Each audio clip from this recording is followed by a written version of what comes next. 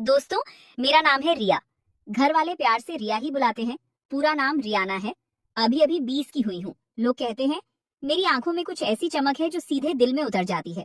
और हाँ, जब मैं हंसती हूँ तो गालों पर वो छोटे छोटे गड्ढे पड़ जाते हैं। सब कहते हैं बद क्यूट लगती हो। मैं ज्यादातर साड़ी या अनारकली पहनती हूँ घर पर बाहर जाते वक्त कुर्ती, जीन्स या लेगिंग्स टॉप। कपड़े ऐसे चिपके हुए कि मम्मी कहती हैं रिया थोड़ा ढीला कुछ पहन लिया कर। सब देख रहे हैं, मैं बस मुस्कुरा के टाल देती हूँ। हमारे मोहल्ले में मेरे मामा जी रहते हैं। मम्मी के बड़े भाई नाम है अजय मामा। उम्र करीब 44 की होगी पर फिटनेस इतनी कि 30 से 32 के लगते हैं। लंबे कद, चौड़ी छाती, दाढ़ी, ये है थोड़ी ट्रिम की हुई, और आंखें, अरे वह आंखें तो जैसे सब कुछ पढ़ लेती हैं। इस बार दिवाली की छुट्टियों में मैं अकेले गई थी गाँव। पापाम को शहर में कुछ काम आ गया था। मामा जी ने फोन पर कहा था, रिया बेटा अकेले मत आना, मैं गाड़ी भेज दूंगा। मैंने मना कर दिया। बोली मामा जी अब मैं बड़ी हो गई हूँ, ट्रेन से आ जाऊंगी। वो हंसे और बोले बड़ी हो गई है? अच्छा फिर देखते हैं कितनी बड़ी हुई है। ट्रेन से उतरी तो मामा जी खुद स्टेशन पर थे, काले कुर्ते पजामे में, हाथ में चाबियां घुमाते हुए। मुझे देखते ही बोले अरे वाह, हरिया शहर ने तो तुझे और भी खूबसूरत बना दिया। उनकी नजर मेरे चेहरे से नीचे सरकती हुई मेरी कमर तक रुकी। मैंने दुपट्टा ठीक किया और शर्मा के बोली मामा जी चलिए ना, ठंड लग रही है। वो मुस्कुराए, हाँ चल, घर में गर्माहट है। घर पहुंची तो मामी नहीं थी, उनके गांव में किसी रिश्तेदार के यहाँ गई थी। सिर्फ मामा जी और मैं। घर पुराना है, बड़ा आंगन, पीछे नारियल का बाग। मामा जी बोले रिया तू ऊपर वाले कमरे में सोना, मैं नीचे रह लूंगा। मैंने हाँ कहा। सामान रखा, नहाने चली गई। नहा के निकली तो सिर्फ सलवार कमीज पहनी थी, बाल गीले गीले। मामा जी चाय बना रहे थे। मुझे देखते ही चाय का कप हाथ से लगभग गिरते गिरते बचा। बोले रिया तू तो गीले बालों में मतलब कुछ और ही लग रही है। मैं शर्मा के बोली मामा जी आप भी ना रात को खाना साथ खाया। वो बार बार मेरी तरफ देख रहे थे। मैं कभी उनकी आंखों में देखती, कभी झुक जाती। खाना खत्म हुआ तो बोले रिया तू ऊपर सो जा, मैं थोड़ा टीवी देख लूंगा। मैं ऊपर गई पर नींद नहीं आ रही थी। गर्मी थी और मन में कुछ अजीब सा उथल पुथल। आधी रात को प्यास लगी। नीचे आई तो हॉल में लाइट जली थी। मामा जी सोफे पर लेटे पा थे, सिर्फ बनियान और पजामा में। टीवी पर कोई पुरानी फिल्म चल रही थी। मैं पानी लेने रसोई जा रही थी कि नजर उन पर पड़ी।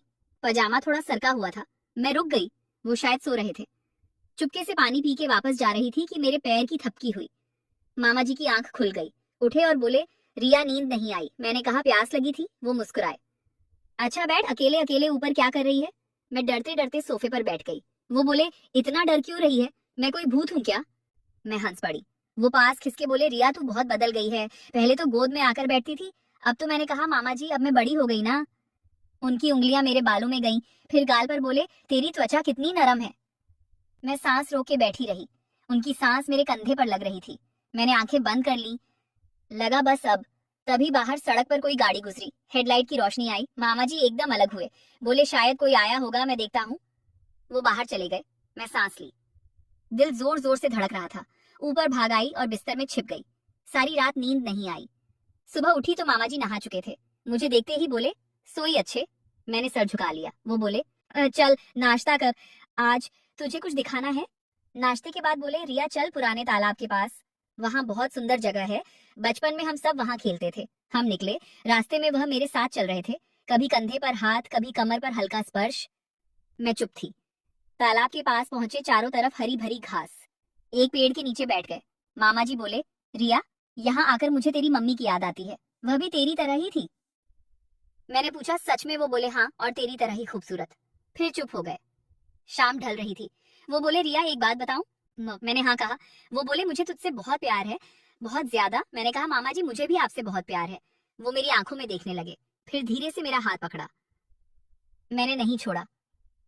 वो और करीब आए, उनकी सांस मेरे चेहरे पर। मैंने आंखें बंद कर ली, लगा अब सच में। तभी उनका फोन बजा।